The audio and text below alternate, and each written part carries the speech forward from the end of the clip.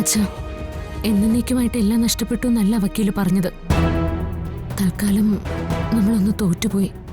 തൽക്കാലത്തേക്കാണെങ്കിലും അല്ലെങ്കിലും തോൽവി എപ്പോഴും തോൽവി തന്നെയാ മോളെ.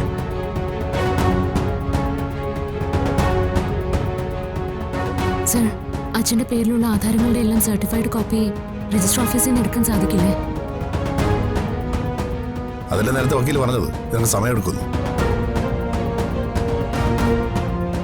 ഇനി ഫൈറ്റ് ചെയ്യാന്നല്ലാതെ നമ്മുടെ മുമ്പിൽ വേറെ ഒരു മാർഗവുമില്ല. തളർന്നിരുന്ന നമ്മൾ കൂടുതൽ തോറ്റു പോവല്ലേ ഉള്ളൂ.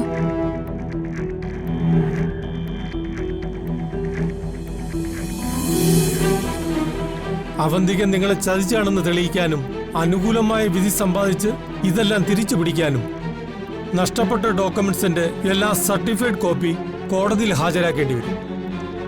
അതിനൊക്കെ ഒരുപാട് സമയമെടുക്കും.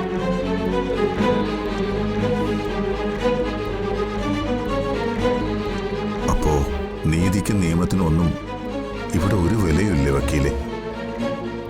പിന്നെ എന്ത് ചെയ്യും? ഇവിടെ നിന്ന് ഇറങ്ങിപ്പോണോ?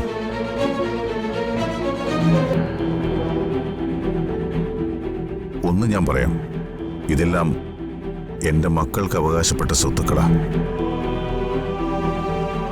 അതെല്ലാം അങ്ങനെ അങ്ങ് വിട്ടുകൊടുത്ത് പടിയിറങ്ങേണ്ടി വന്നാൽ പിന്നെ ഞാൻ ജീവിച്ചിരിക്കില്ല.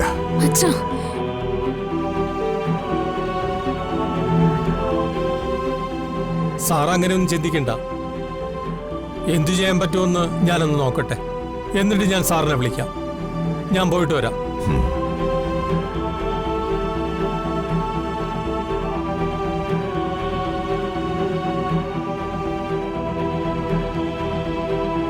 എല്ലാം സ്വയം ചെയ്തു വെച്ചിട്ട് ഇപ്പൊ ഇമോഷണൽ ആയിട്ട് എന്താ കാര്യം?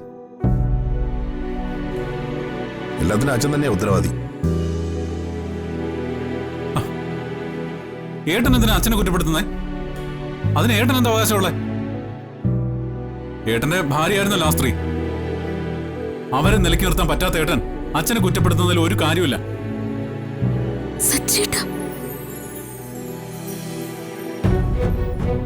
7 കൊല്ലം അവര് പൂട്ടിയിട്ടപ്പോ എവിടെയായിരുന്നു ഏട്ടന്റെ ഈ ആണത്വം? അനാവശ്യം പറയരുത്.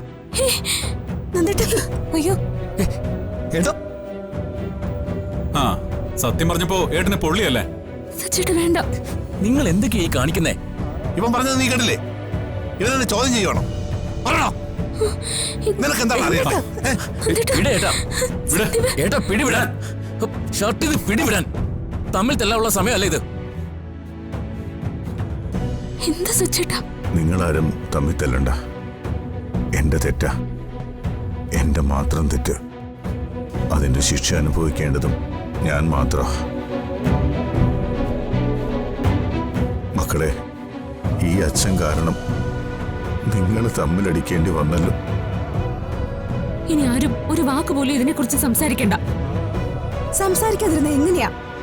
സത്യമില്ലാതാവൂ. അച്ഛൻ തന്നെയാ കുറ്റക്കാരൻ.